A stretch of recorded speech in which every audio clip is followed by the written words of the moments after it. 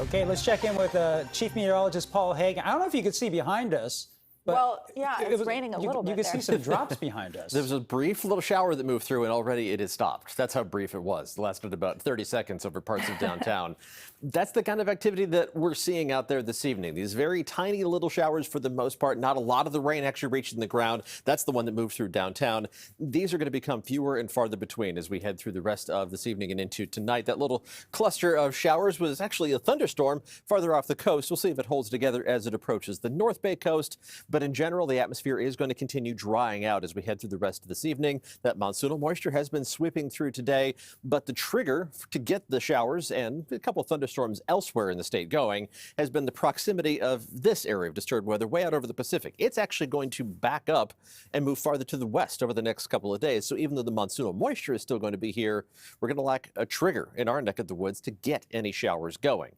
So back into a dry weather pattern. Despite the fact there's still going to be plenty of moisture, that shows up in the brighter colors on this Futurecast map, and you can see those brighter colors still hanging out nearby. Maybe some drying trend in the atmosphere by the end of the work week and into the weekend, but still higher than normal levels of humidity through the whole depth of the atmosphere and at ground level. It is going to feel, well, a little bit muggy every once in a while as we go through the rest of this week. And there is going to be the potential for some cloud-to-ground lightning strikes elsewhere in the state. We can also simulate that with Futurecast. The lightning density map shows the best chance of any cloud-to-ground lightning strikes tomorrow afternoon over the mountains of Northern California and in the High Sierra. And those are going to be the favorite spots again by Wednesday afternoon and again by Thursday afternoon. So the presence of that moisture could still yield some dry lightning strikes. It's the last thing we want to see with such dry fire fuels in place, but it is something we're going to have to monitor on a statewide basis as we go through the rest of this week. Right now, looking outside from Salesforce Tower, temperatures today a little cooler than average thanks to the clouds, thanks to those passing rain showers, light as they may have been. Temperatures anywhere from 82 degrees in Concord and San Jose for highs to only 62 degrees in Pacifica, but almost made it up to 70 degrees in San Francisco, despite those clouds, despite those showers. Current temperatures in the 60s and 70s around the bay, 60s along the coast, 70s and 80s farther inland, but the warm spot is 88 degrees right now in Livermore. That is not that warm for this time of year. We are going to see temperatures only dropping down into the 60s inland by early tomorrow morning.